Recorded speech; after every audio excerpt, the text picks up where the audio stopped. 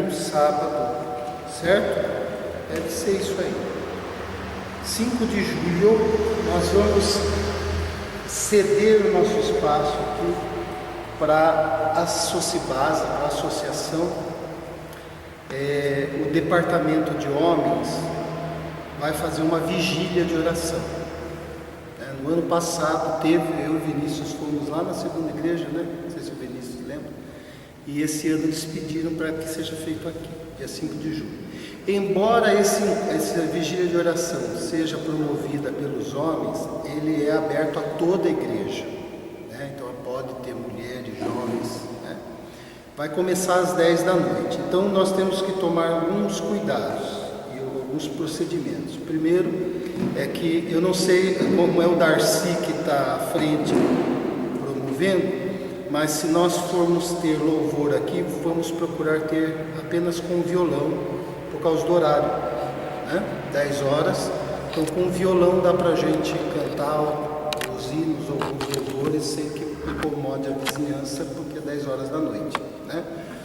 Normalmente essas vigílias duram lá no máximo até umas 2 horas da manhã, por aí, não chega aí até 6 horas da manhã. A gente não sabe como é que vai ser, mas normalmente não chega.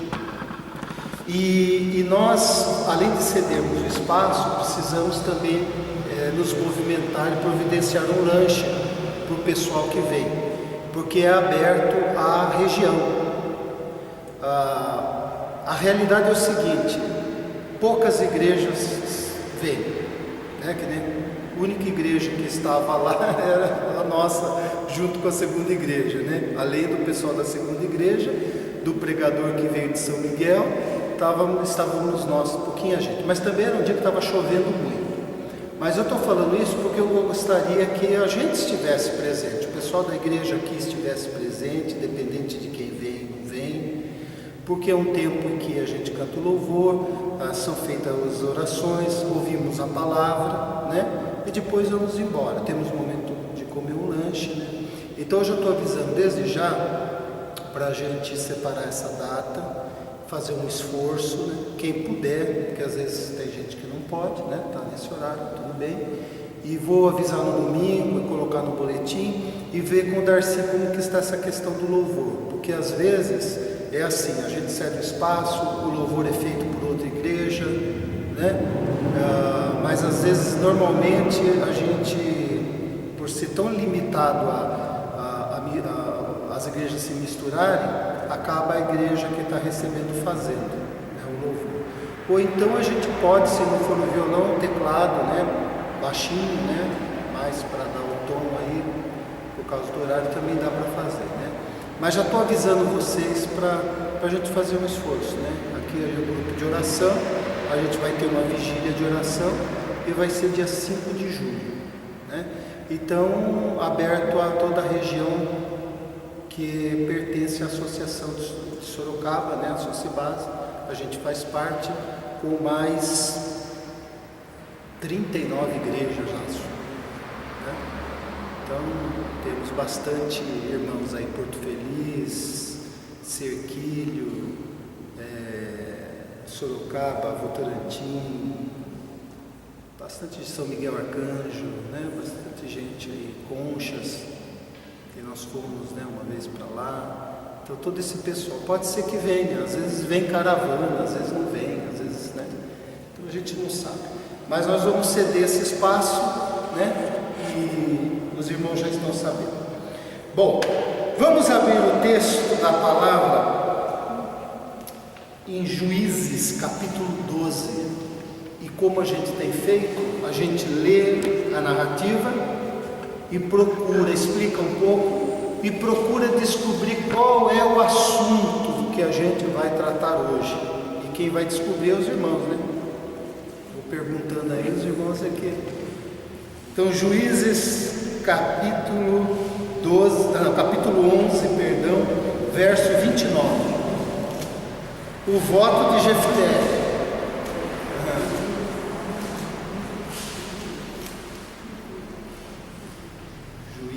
Capítulo 11, verso 29. Achou? Diz Diz assim: então o Espírito do Senhor veio sobre Jefté, e atravessando este por Gileade e Manassés, passou até Mispa de Gileade, e de Mispa de Gileade contra os filhos de Amon. Fez Jefté um voto ao Senhor e disse: se com efeito me entregares os filhos de Amon nas minhas mãos, quem primeiro da porta da minha casa me sair ao encontro, voltando eu vitorioso dos filhos de Amon, esse será do Senhor, e eu o oferecerei em holocausto.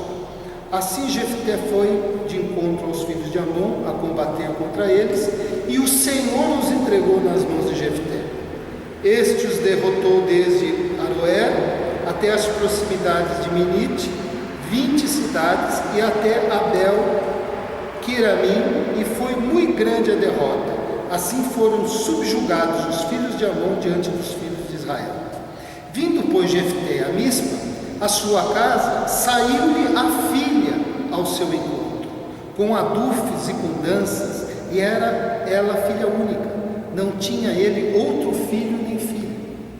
Quando a viu, rasgou as suas vestes e disse: ah, filha minha, tu me prostras por completo, tu passaste a ser a causa da minha calamidade, porquanto fiz voto ao Senhor e não tornarei atrás. E ela lhe disse: pai meu, fizeste voto ao Senhor, faze, pois de mim segundo o teu voto, pois o Senhor te vingou dos teus inimigos, os filhos de Amon.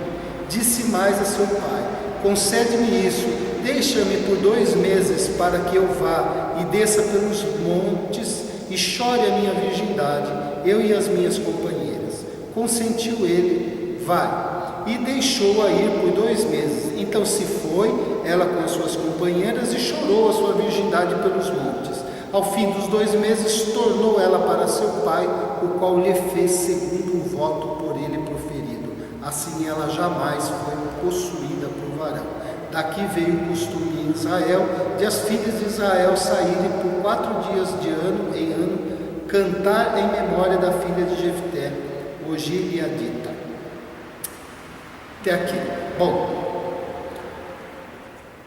o texto traz a ideia, a verdade de que Jefté foi um homem carismático, quando diz assim: então o Espírito do Senhor veio sobre Jefté. Ele recebeu carisma, ele recebeu a capacitação de Deus, ele foi fortalecido por Deus para ele cumprir a missão dele, que era livrar o seu povo. Mostra também a incapacidade de Jefté compreender plenamente a capacitação divina, porque se Jefté tivesse compreendido que o Espírito do Senhor estava sobre ele, que Deus o capacitou para a vitória, ele não precisaria fazer o voto, né? Mas houve uma incapacidade dele em perceber isso. E essa incapacidade está também presente na nossa vida, de enxergar todas as coisas. Mas ele fez o voto, porque não compreendeu que Deus já havia prometido a vitória, fosse como ele quisesse uma garantia do que Deus já estava dizendo, né? Ele tinha em mente um ato de devoção, né? Ele fez isso como um ato de devoção, não foi um ato de maldade, mas fez um voto de uma certa maneira, mas no coração havia devoção totalmente distorcida por causa dessa falta de compreensão e por causa também, porque nós temos 2 interpretações aqui pelo menos. Jefté, quando ele fez o voto e ofereceu em holocausto, que significa oferta queimada, ele estava oferecendo a vida física da filha, ou o voto que ele fez aqui diz respeito a ela não casar, por isso se falar da virgindade e falar que jamais foi possuída por varão, porque se ela era filha única e não tivesse filhos, não ia mais possuir, não ia mais dar descendentes à família. E o pensamento judaico, ele sempre foi coletivo, sempre foi como povo, como comunidade. Nós temos um pensamento individualista, nosso pensamento é individual. Quando a gente pensa mesmo em forma coletiva, a gente pensa nossa casa, minhas coisas. Eles pensavam no povo, na comunidade. Por isso que era tão importante, né, a mulher ter filhos, continuar levando o nome da família, do pai, né, ter bastante descendentes.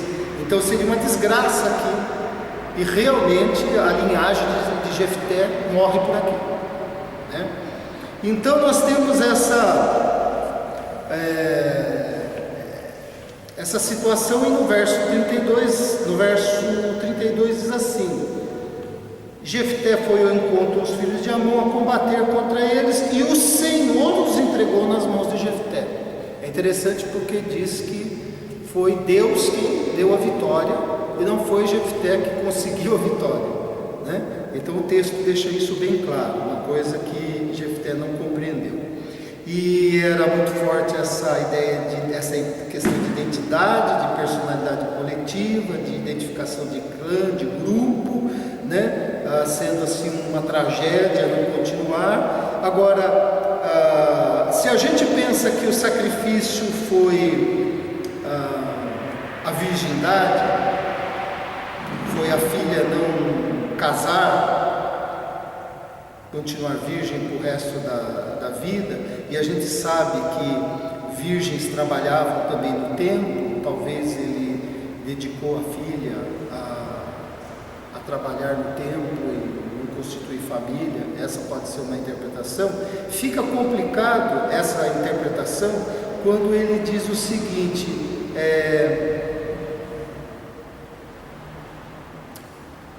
quem primeiro da porta da minha casa me sair ao encontro, voltando eu vitorioso dos filhos de Amon, esse será do Senhor, e eu oferecerei o holocausto. Fica complicado a gente pensar, porque poderia ter saído um garoto, poderia ter saído um homem, poderia ter saído qualquer outra pessoa, né? E aí fica complicado a gente pensar como que isso tinha a ver com relação à virgindade. Agora, se a gente pensa que ele falou de oferta queimada, de sacrifício humano, de tirar a vida da filha e oferecer ao Senhor, fica aquela pergunta: como é que Deus aceitaria um sacrifício desse? Mas o fato dele ter feito, se ele fez isso não tem a ver que Deus aceitou. Isso tem a ver que ele apenas cometeu um delito. Não quer dizer que Deus aceitou o sacrifício, porque aqui não se diz que Deus aceitou o sacrifício. Então a gente não precisa entrar em crise com relação a se Deus aceitou ou não o sacrifício. Deus não fez nenhuma intervenção, que o texto diz.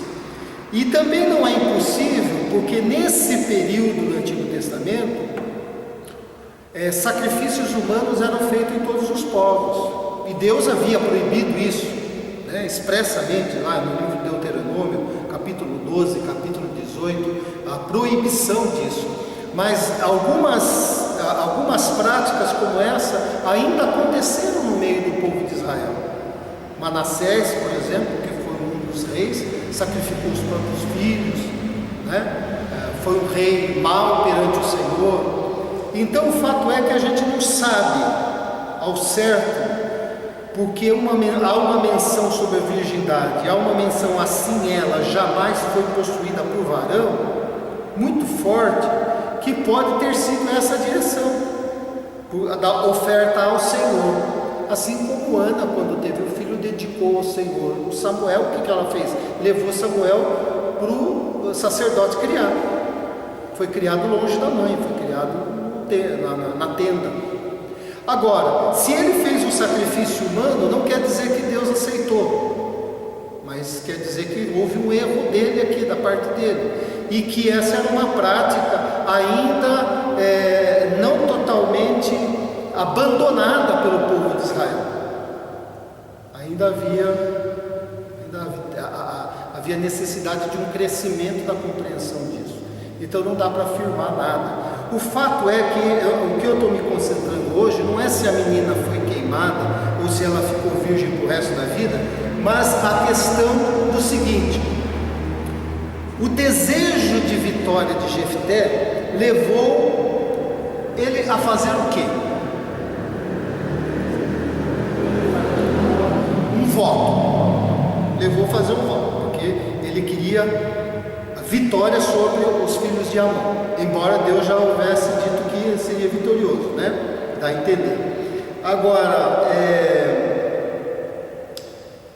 este voto dele foi sábio ou não? Por quê? Porque Deus já tinha estado com ele, abençoado, né? Derramado o Espírito sobre ele. E então, que atitude Jefté teve aqui? Que a gente pode dizer que ele foi o quê? Oi?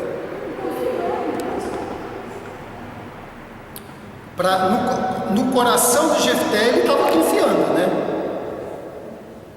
No coração de Jefté, ele faz um voto a Deus, ele faz um ato de devoção, eu vou fazer uma oferta, e pede garantias a Deus, está buscando a Deus, embora a gente olhando agora, com o passar do tempo, olha, eu falei, não havia necessidade disso, mas no momento que estava passando, a gente não pode dizer que Jefté não confiava em Deus, ele confiava.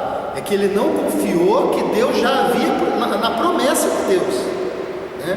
Mas ele tinha confiança em Deus, porque ele fez um ato de devoção, uma oferta, uma proposta para Deus como um ato de devoção, mas não foi uma coisa sensata. Então esse voto dele foi o quê? Inconsequente. Ai, Celira, matou o negócio. Ele foi precipitado. O que é a precipitação? É sobre isso que a gente vai falar.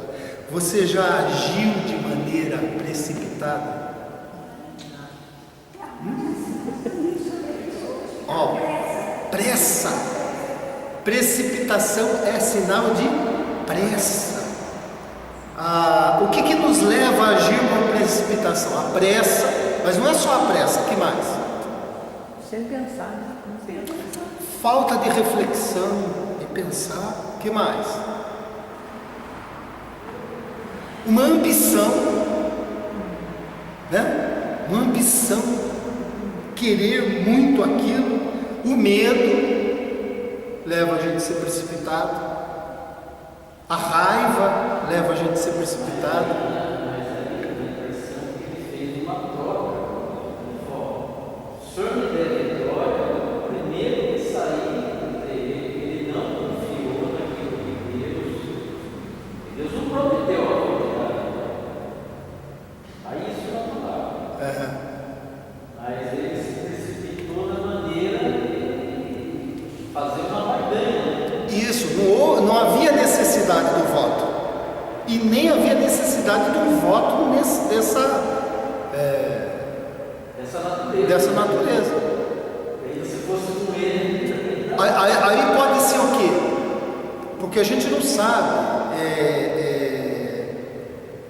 porque na história de Jefté, ele tinha um desejo de vitória, porque ele queria ser cabeça sobre alguns que o rejeitaram, quando você lê anteriormente. Então a vitória para ele era tão importante ele se posicionar como vitorioso, que talvez o levou a fazer esse voto precipitado. Então pode ser que uma ambição estava movendo isso. Mas a gente está aqui esquecendo a natureza do voto dele. A gente está falando da precipitação, que é uma coisa que está perto de todos nós, né? A pressa nos leva a ser precipitados, não é isso? A raiva leva-nos a ser precipitados, as nossas ambições podem nos levar, né? A má comunicação pode levar a gente a ser precipitado, não é isso? Fala uma coisa e entende outra, né? E interessante que a palavra precipitação, no nosso dicionário está assim: fazer algo depressa, sem pensar, afobação, imprudência, irreflexão. Mas a palavra do latim significa se o ato de cair de cabeça para baixo. Interessante a história que você vê a palavra, que é um ato impulsivo, né? A pessoa vê aquilo, ela se lança de cabeça para baixo. É um ato impulsivo. A precipitação é um ato impulsivo, né? Então tem nessa origem. Agora, o que a Bíblia fala contra a precipitação? Provérbios 19:2. Não é bom proceder sem refletir, e peca quem é precipitado. Né? Então, o que a palavra nos ensina? Que a gente deve fazer o quê? Primeiro, avaliar, primeiro pensar, primeiro refletir sobre aquilo que está sendo ouvido, que está sendo proposto, que está sendo feito. Ou primeiro refletir naquela inclinação do nosso coração, que às vezes não é nada de fora, é algo dentro. A gente está prestes a tomar uma decisão, a fazer algo. Peraí, reflete primeiro, repassa esse negócio, pensa mais uma vez, né? Então, porque diz, não é bom proceder sem refletir, e peca quem é precipitado. A palavra diz. E a gente sabe bem o que é a gente ser precipitado, né? A gente, quando é precipitado, 99,9% a gente não se dá bem, né? Você às vezes assim foi mal numa entrevista, porque você se precipitou a falar algumas coisas que deveria ter esperado um pouco. Às vezes você terminou um relacionamento porque você foi precipitado num julgamento que você fez. Às vezes criou, que está dando risada porque assim, às vezes dentro de casa sai uma vucu-vucu, porque a gente, né, como diz, abriu o bocão, falou, agora falou, não tem como voltar mais.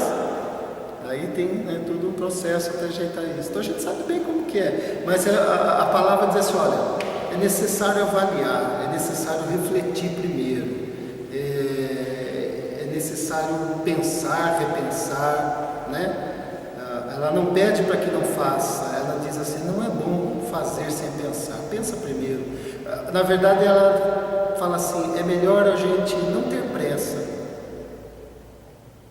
E como na vida da igreja, a gente como pastor, aprendi, estou aprendendo, mas eu percebi isso logo cedo, que uma das coisas fundamentais no pastorado é você não ter pressa. As coisas chegam no seu ouvido, e algumas coisas chegam assim no ouvido da gente, não sair correndo fazer nada. Espera um pouco, vê como que é. Você ouviu uma versão, existe um outro lado. Será que é isso mesmo? Será que não é? E quando a gente já ouve assim, já age, aí a gente corre o risco de criar uma confusão. Então, olha, como a gente diz, corta pela metade. Porque normalmente quando chega situações assim pra gente, ela já chega assim no calor da emoção, a pessoa já está toda assim, né, saindo fogo. Você já corta, porque metade daquilo é emocional. E depois tem um outro lado que você não viu. Então não pode ter pressa. Essa é uma das coisas que a gente vai aprender.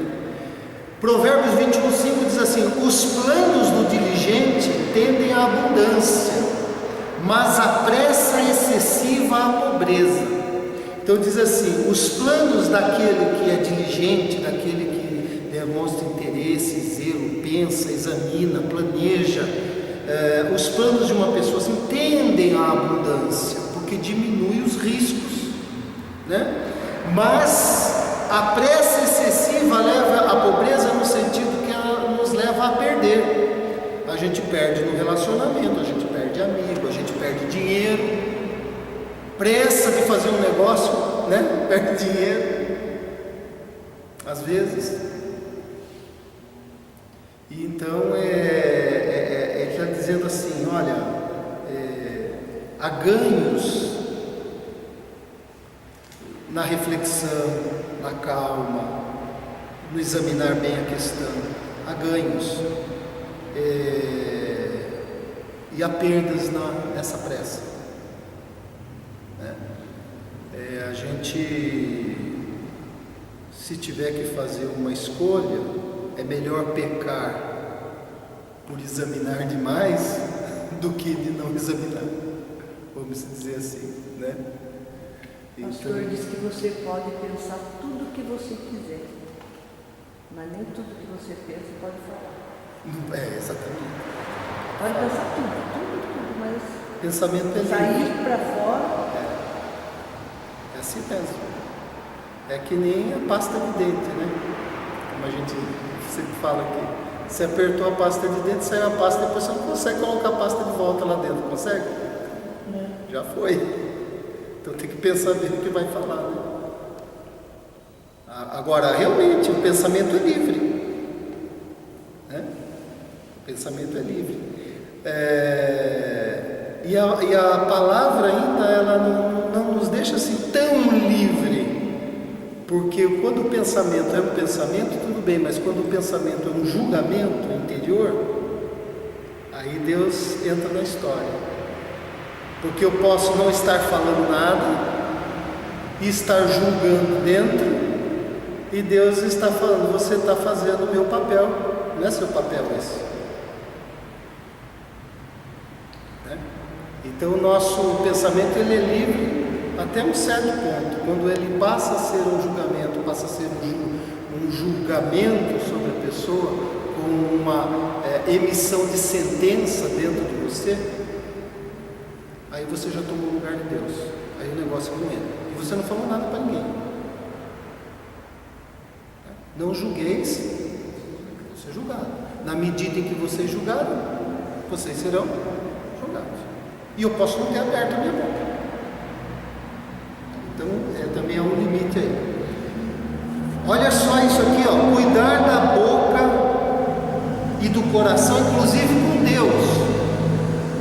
Eclesiastes.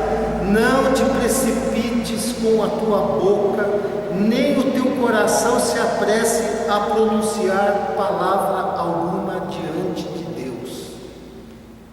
Porque Deus está nos céus e tu na terra. Portanto, sejam poucas as tuas palavras.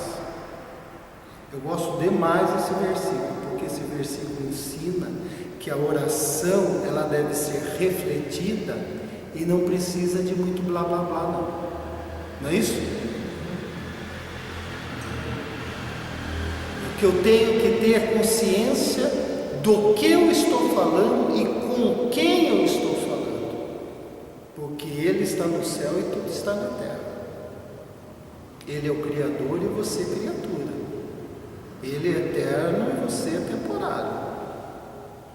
É aquela distância de quem é o Senhor, né? Então até com Deus a gente... pois Jefté fez um voto com quem? Foi um voto precipitado com Deus. Não foi nem com nenhuma outra pessoa. A coitada da filha, né, pagou sem ter participado de nada, né?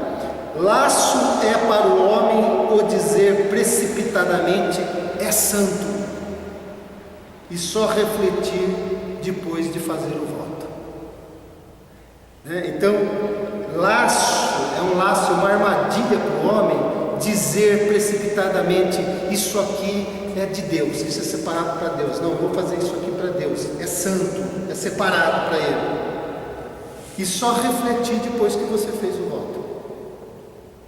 Porque Jesus ensina que se a gente fez o voto, a gente deve. Que coisa, não? Então aqui diz assim: cuidado com a boca e o coração, inclusive com Deus. É interessante porque a Bíblia traz aquele equilíbrio, né? A gente tem um Deus da graça, onde a gente pode falar abertamente, não ter medo dele, mas por outro lado, ela traz o equilíbrio de uma consciência que respeita com quem está falando. né? Não é as palavras, mas tinha uma apresentadora, tem uma apresentadora que fala assim, o cara lá de cima, tal, assim, né? Com tamanha liberdade, assim. Não é tanto por causa disso, mas às vezes o espírito com que respeito, ou com que falta de respeito, né? Você pode também estar falando Senhor, amado, mas não ter aquele respeito dentro de si, né? Então, a Bíblia traz esse equilíbrio. Puxa, Deus é aquela pessoa que você chega, conversa, fala, abre o coração, tudo, mas espera aí, você não pode esquecer que Ele é Deus.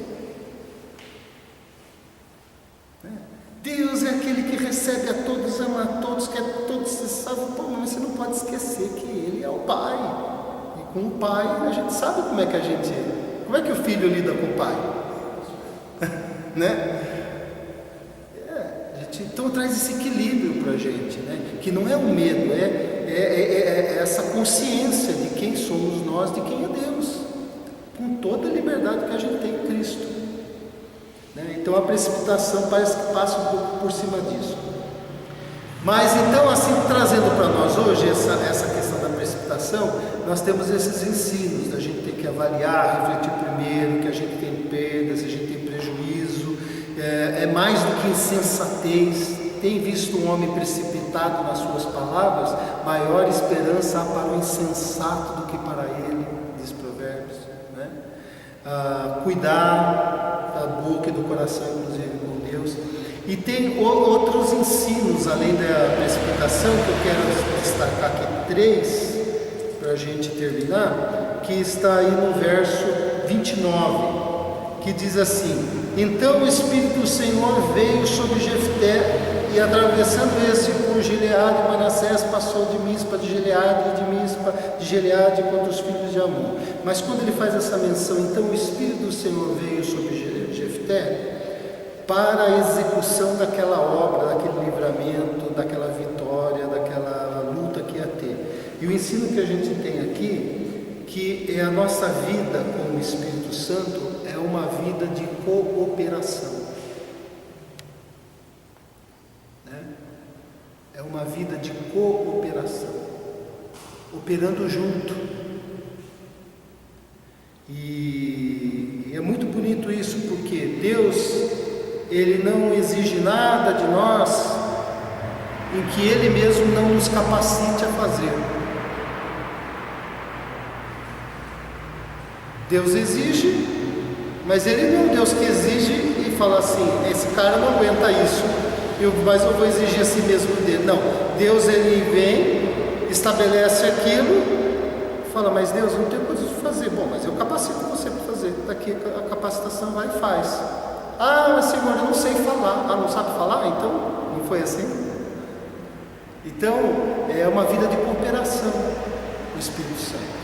Por isso a gente nem deve querer fazer tudo sozinho, sem o Espírito, como nós também não queremos passar toda a responsabilidade para o Espírito e achar que a gente não tem responsabilidade. A vida no Espírito é uma vida de cooperação. A santidade, por exemplo, você é que se faz santo? Você é que se torna santo por você mesmo? Quem faz isso? Quem faz isso? Não ouvi. Quem faz isso na gente? O Espírito Santo. Mas o Espírito Santo faz e a gente não faz nada? A gente coopera. Não é isso? Eu não posso fazer sozinho, mas eu me abro para Ele e vou cooperando. Ele vai incomodando o meu coração e eu vou me submetendo. Ele mostra, você está errado, e você diz, realmente eu estou errado, então eu preciso mudar. E esse esforço que a gente faz é a nossa cooperação. Mas se não houvesse o Espírito, a gente não conseguiria nem cooperar. Então a obra é do Espírito, mas não sem a nossa cooperação. Então a vida no Espírito Santo é uma vida de cooperação. No verso 32 e 33 diz o Assim Jefté foi ao encontro aos filhos de Amon a combater contra, e o Senhor os entregou nas mãos. Este os derrotou desde tal, e foram subjugados os filhos de Amon diante dos filhos de Israel. Que o Senhor, Ele é verdade. Porque aqui é o seguinte, o texto não diz que Deus prometeu a vitória a Jefté contra o povo de Amon, mas a menção de que o Espírito do Senhor veio sobre Jefté é a explicação do porquê Jefté ia vencer.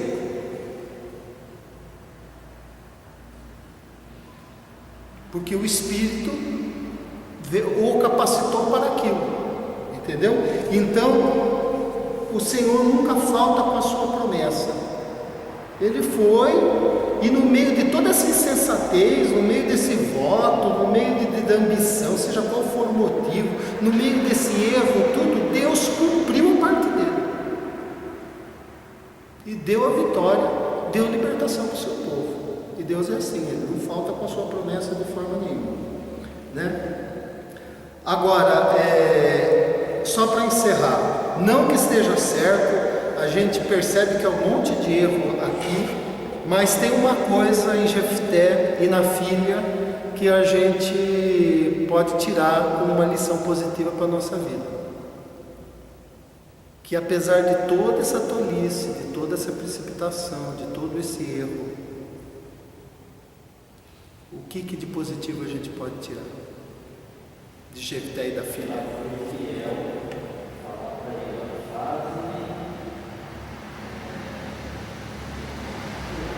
Segundo,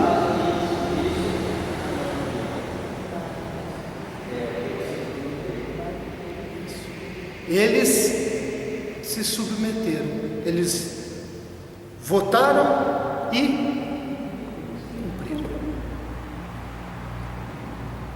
no monte de tudo errado aí, a coisa positiva é o seguinte: eles votaram e eles cumpriram, que é o que a palavra diz, né? Para a gente não votar, mas se nós fizermos o voto, que a gente... Então, o que essa palavra traz para a gente? Para a gente não ter pressa de ficar assumindo compromissos com Deus e pedindo coisas a Deus que nós não temos certeza se nós podemos lidar com isso. E é interessante, né, pastor? Porque no sacrifício de Isaac, o Senhor não permitiu. Exato. Interferiu. Agora aí não, aí ele fez. Ele fez. Não quer dizer que Deus aceitou, só quer dizer que Deus não fez nenhuma intervenção.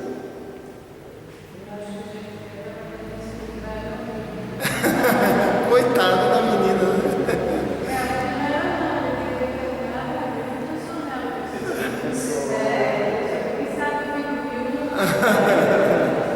Ele falou, quem sabe quem sai seja outra, né? Ou então a esposa foi esperta demais, né? Mas a gente tem que pensar bem nas nossas atitudes, né? Mesmo com relação a Deus. E vamos falar a verdade, para a gente fazer um votinho com Deus é muito fácil. Ai, Senhor, se o Senhor fizer isso, eu faço aquilo, né? E a palavra diz assim, cuidado, né? Sejam poucas as tuas palavras. E aquilo que for dito, seja dito com reflexão. Seja dito de forma pensada, consciente. Você sabe que o que eu vejo não é que Deus está preocupado com as nossas palavras. Deus quer o povo dele, os filhos dele, pessoas conscientes. Conscientes do que fazem, conscientes dos seus erros, conscientes do que ele faz, consciente de quem ele é, consciente do que é o mundo, do que é a natureza humana. Porque parece que o homem, depois da queda, ele ficou anestesiado na sua consciência. Ele pensa além, né? Então é sempre a fé nos chama à consciência. Então, quando eu estou falando, saber com quem eu estou falando, saber o que eu estou falando e saber com que motivação eu estou falando, é isso que Deus quer. Porque falar, como dizia meu amigo, até papagaio fala, né? É fácil. Mas essa consciência, a consciência e a fé caminham juntas. Uma pessoa de fé é uma pessoa consciente. Consciente da graça, consciente de quem é, consciente do próximo, consciente, né, do mundo, consciente que a vida ela é limitada, que ela é temporária, né? É uma pessoa consciente em todas as coisas que vão acontecendo, ela tem plena consciência. É que eu falo, a gente tem que ter consciência de cada passo que a gente dá. Por que eu dei, por que eu fiz? Isso não está em nós fazer isso. A gente sai fazendo, sai falando, né? Como diz aqui, pondo o nome de Deus em vão, né? Não tem muito cuidado com essas coisas, né? Mas a fé, a consciência e a fé caminham juntas, né? Então, o que a gente ouviu, vamos tentar aplicar no nosso relacionamento em casa, com as pessoas, no trabalho, e inclusive com Deus, e na nossa própria vida, com as coisas que a gente está pensando, decidido fazer, se a gente não está sendo precipitado. Tá bom? Vamos orar? Pai querido, obrigado pela Tua palavra, obrigado porque o Senhor traz ensino para todas as áreas da nossa vida, e hoje o Senhor nos chama à consciência, nos chama a não ter pressa, a avaliar, reavaliar, pensar, dar o passo seguro, ter o máximo de compreensão sobre aquilo que estamos a fazer ou fazendo já. Então, dirige, Senhor, nosso pensamento conforme o Teu querer, que em nós não haja precipitação, que a gente não se atire de cabeça nas coisas sem pensar, não sejamos apressados, afobados, nem movidos apenas pelo sentimento do momento. Ó Deus, que a fé nos refreie na medida certa, da gente não adiar e também da gente não ser rápido demais. Então pedimos que o Senhor aplique isso em cada coração, em cada necessidade nessa noite, gratos pela Tua palavra, em nome de Jesus.